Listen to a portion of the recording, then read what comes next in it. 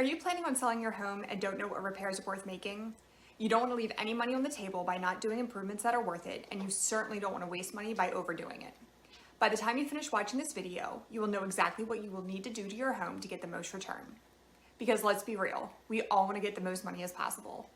Stay to the end to hear one of the cheapest and most effective improvements that you can make. One of the most important things sellers don't realize when they list their home is how the look or feel of their house will impact a buyer. I've had buyers leave a newly built property and say they thought it was too dated simply because the furniture was old. The furniture that doesn't even come with the house. Selling your home is literally like running a business. If you're going to buy a car and when you see it, the paint is chipped, the tires are old, and you open the door and it's full of trash and disgusting, what are you gonna do? Not buy that car. Let's say for the sake of argument, you still wanna buy that car. There is no way that you're gonna pay list price or even close to it, am I right? That car could even have a fair price and you still aren't gonna pay it. Now let's say you take the same car and fix the paint chips, replace the tires, clean it out and clean it up. When you get there this time, it's beautiful and you know that everybody's gonna want it. Suddenly, that list price seems more than fair, cheap even. That's how you need to look at selling your home. You want it to look the best you can for the lowest amount of money out of your pocket. The trick is you can't overdo it and you can't underdo it. The sweet spot is where you make the most money. Now that you understand why it's important to make a return on your home, I'm gonna show you how. Before we get into the repairs themselves, I'm going to explain to you what you need to do to get started. First things first, you need to take your emotion and preferences out of the equation. Don't look at it as being your house anymore.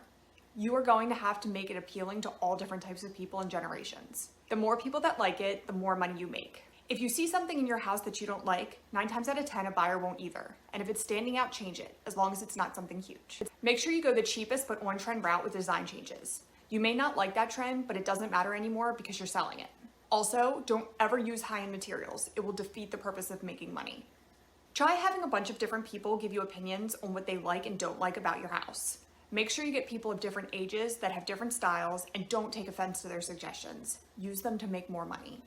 Finally, before you start, have your real estate professional come to the house to make sure you're on the right track and there isn't anything else that they would suggest doing differently. Once you realize what you need to be looking for, you can take the suggestions I'm going to tell you about and pick which ones you're going to do. We will start off with number 1, which is paint. Paint actually can encompass a bunch of different areas and reasonings.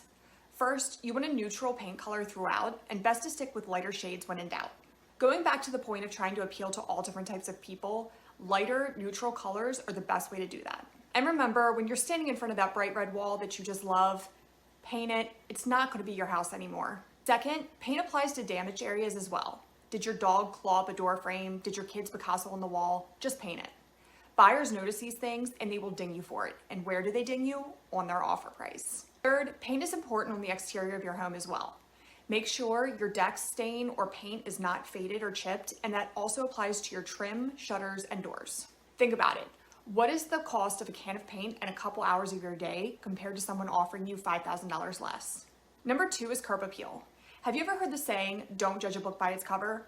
Well, people do, and they're gonna do it with your house. So make sure that you have fresh mulch, plant some flowers, weed the beds, trim bushes, and pick up leaves. Go as far as hanging some flower baskets or adding some potted plants. Visually, the outside of your home is important because buyers are truly judging it while walking up. This is also where paint comes into play with making sure the front door and shutters have fresh coats.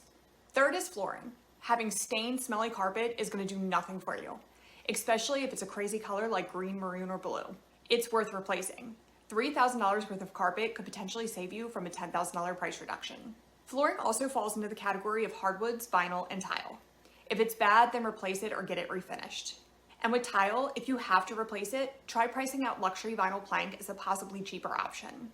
Next is number 4, which is minor upgrades. This category falls into small things like faucets or light fixtures. If your home looks nice, but you never got around to switching out the 1980 chandelier in the foyer, do it. If you still have all the cheap builder's grade faucets, swap them out.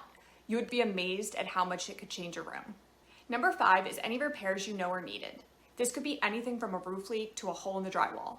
Any damage or problems a buyer sees, even if it's old, they will automatically spin into a bigger issue. Furthermore, when the buyer has the home inspection, they're going to use it for negotiation power. Both of those things are going to be less money for you. For example, say you have a newer roof, but it's leaking at the chimney. Most likely, it's a simple flashing issue. What is a buyer going to think? It needs a new roof and the entire house is falling apart. And now if this is an issue, something else is going to be an issue. See, that's how they spiral. 6 is kitchen and bathrooms. I'm not talking replacing, I'm talking updating. Your goal here is to take what you have and make it better. If you have those standard oak cabinets that are in almost every house, have them painted. Go to a home improvement store and buy a package of builder's grade cabinet knobs and put them on. If you have old, ugly appliances, replace them with cheap stainless steel ones. Maybe everything else in the house looks great, but your countertops are awful. Have them replaced with an investor grade granite. As far as bathrooms go, the key is to work with what you already have. Say your entire bathroom is baby blue tile. It's not cost effective to gut your entire bathroom, so let's make it look as good as possible. Make sure your wall color is neutral, but a color that complements the bright blue. Then use everything else to tone it down through towels, shower curtains, bath mats, and vanities. If you change your vanity color to something that tones it down but is also trendy, it will build the illusion that it's not that bad or something that the buyer can deal with. Kitchens and bathrooms sell houses, so the money is worth it here.